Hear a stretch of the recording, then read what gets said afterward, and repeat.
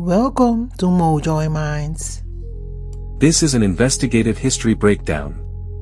It's not a secret knowledge video. It's a clarity video. We're going to separate labels, evidence, and later storytelling. When people say the Dark Ages, they usually mean the centuries after the Western Roman Empire weakened and fragmented. And the first thing to know is that Dark Ages is not a neutral scientific term. It's a judgment label that got popular because it's dramatic. The idea of a dark period wasn't born from archaeology. It was born from later writers comparing their own time to the classical past. Petrarch, in the 1300s, is widely credited with popularizing the idea that the centuries after Rome were dark compared to the light of classical antiquity. Later, other writers expanded that metaphor into a whole era. Modern historians tend to avoid the phrase because it flattens huge regional differences into one gloomy stereotype. So what really happened? In the Western Roman world, state capacity changed. Tax systems, armies, and long-distance administration broke into smaller units. Some cities shrank. In some places, coin use declined and parts of long-distance trade reduced compared to the high imperial Roman peak. But that's not the same as civilization turned off. It's a transformation. It's uneven. It's regional. And it looks different in Italy than in Gaul, different in Iberia than in Britain, different in the Eastern Mediterranean than in the North Sea world. Here's the part that gets lost in pop culture. There were dark things, but there were also continuities and rebuilds. Christianity spread institutionally. New kingdoms formed. Law codes emerged. Monasteries became knowledge hubs.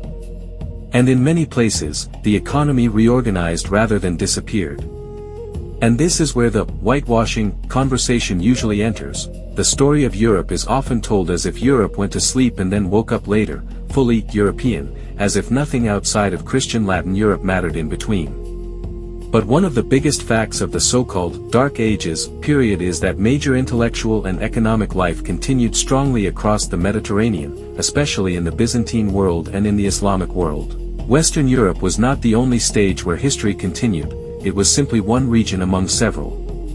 Now let's talk about the Moors, because that word is one of the main engines of confusion. Moor is not a clean racial category.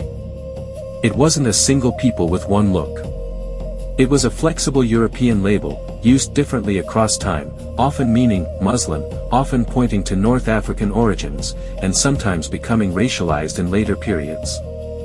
That means when someone says, the Moors, you have to ask, which century, which author, which region, and what exactly did they mean? In Iberia, what's real and documented is that Muslim rule began after the early 8th century conquest and produced Al-Andalus, which became a major center of urban life, scholarship, and cultural production. That's not a fringe idea. That's mainstream history. Now here's where people feel whitewashing happened. If you grow up on a Eurocentric school narrative, you might barely hear about Al-Andalus, or you hear it as a footnote. But the knowledge exchange was enormous. In the 12th and 13th centuries, translation movements in places like Toledo helped transmit scientific and philosophical texts from Arabic into Latin, feeding what later became central to European intellectual development. In other words, parts of Europe didn't simply reinvent everything in isolation.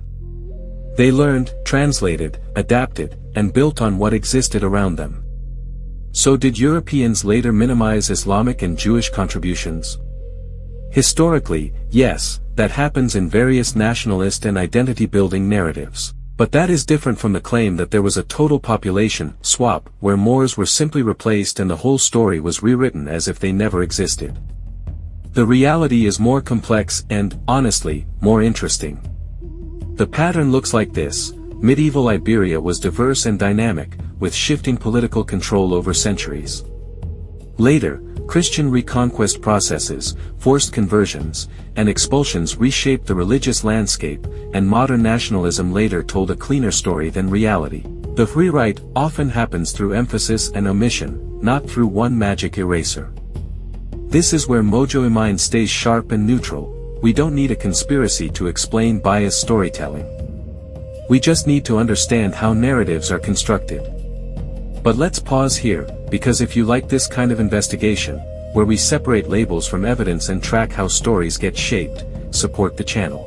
Like the video, subscribe, and drop a comment with what you were taught about the Dark Ages. Were you taught nothing happened, or were you taught everything collapsed, or were you taught something more balanced? That feedback tells me what to dig into next. Now let's go back to the core question: were the Dark Ages truly dark? If dark means no learning, that's false. Learning continued in many places, and even in Western Europe, monasteries and scholars preserved and produced texts. If dark means no trade, that's also not accurate. Trade patterns changed, and coin circulation varied by region.